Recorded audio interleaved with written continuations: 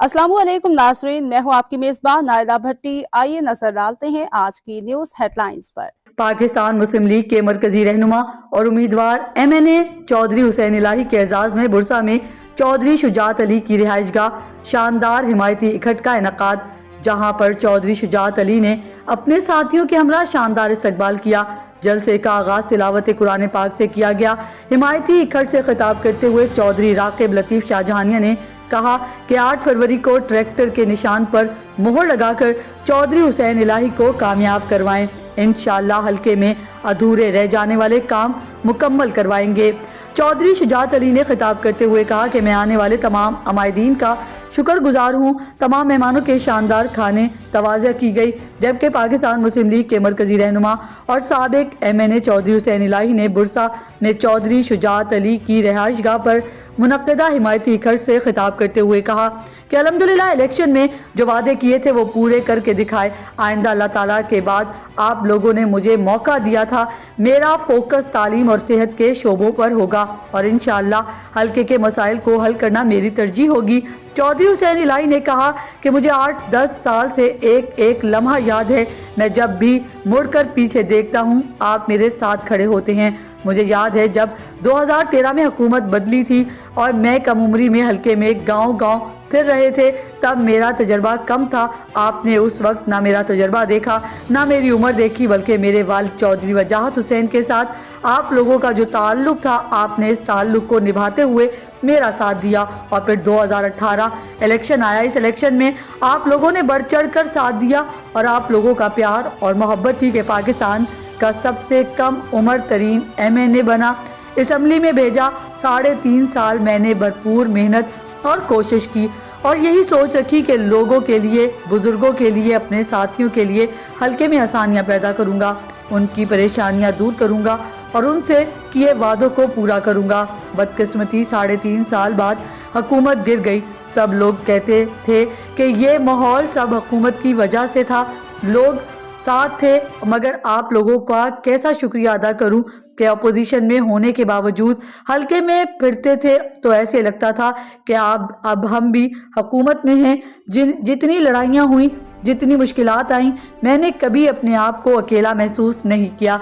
मेरे वालिद साहब कोर्ट कचहरी का चक्कर लगाते रहे, हल्के का एक एक बंदा उनके साथ था।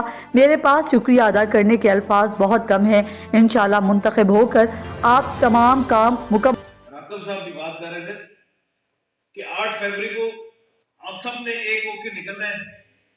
आप सब ने अपने अपने वोट का इस्तेमाल करते हुए ये फैसला करना है कि आप लोगों के हल्के के लिए सबसे बेहतर ऑप्शन कौन है, आप लोगों का नुमाइंदा कौन बन सकता है, आप लोगों की इस्लामाबाद में रहनुमाई कौन कर सकता है, और इस हल्के के और इस जिले गुजरात के हक के लिए फैसला 5 मिनट का होना है, लेकिन उसका असर 5 साल पड़ना है।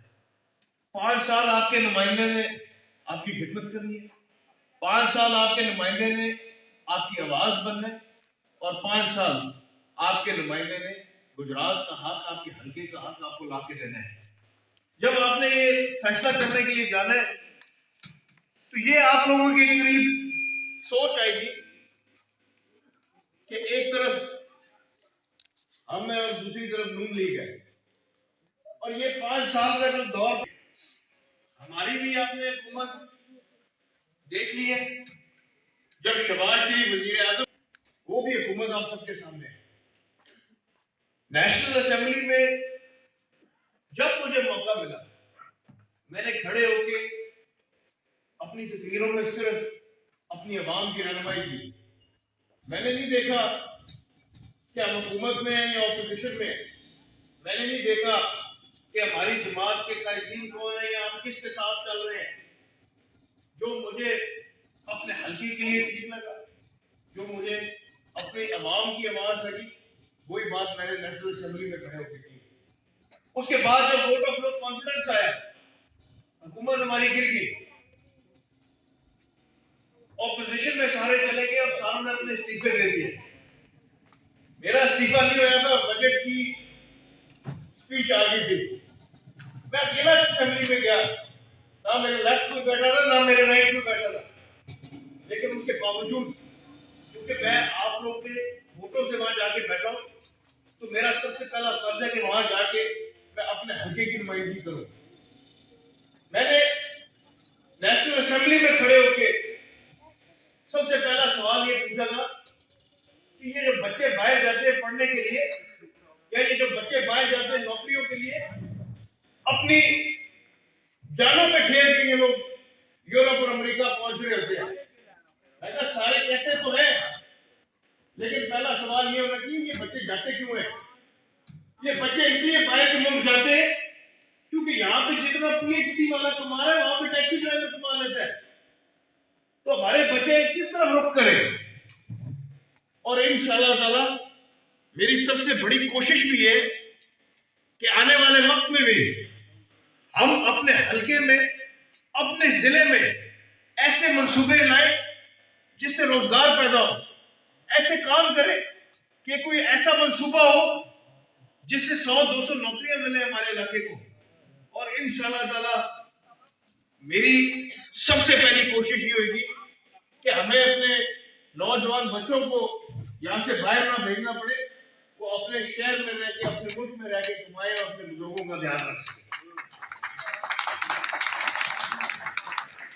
3.5 साल हमें पहले हुकूमत मिली, उसमें भी हमने कोशिश की कि हम जो भी काम हो सकता है हम करें, लेकिन इसमें कोई शक नहीं है, जैसे राठौर साहब ने कहा कि मेरे इल्म में था कि आप लोगों की पिंड की जो लिंक रोड है, अभी भी उसी लिंक रोड से मैं आया हूं। इस लिंक रोड का बहुत बड़ा इशू था। जब मैंने आप लोगों की लिंक रोड प्रपोजल में डाली, वो टेंडर प्रोसेस के लिए जा रही थी, तो 4 महीने की हमारी जो पंजाब गवर्नमेंट थी वो गिर गई। लेकिन आज मैं आप लोगों के सामने को बहाना करने नहीं आया।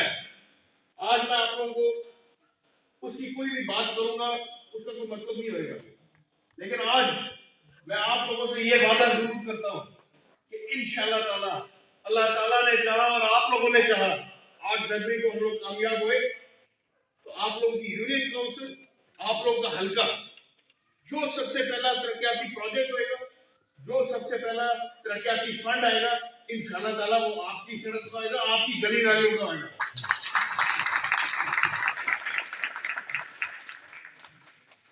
इंशाअल्लाह ताला मेरी पूरी कोशिश होगी कि जितने हमारे प्रोजेक्ट्स रह गए थे या हमारे प्रोजेक्ट्स अधूरे रह गए थे गवर्नमेंट गिरने की वजह से, उस सफर को हम दोबारा शुरू करें। के लिए इतना ही। मज़ीद खबरों और हेडलाइंस के लिए आपकी खिदमत में फिर हाजिर होंगे। तब तक के लिए दीजिए इजाजत। अल्लाह हाफिज।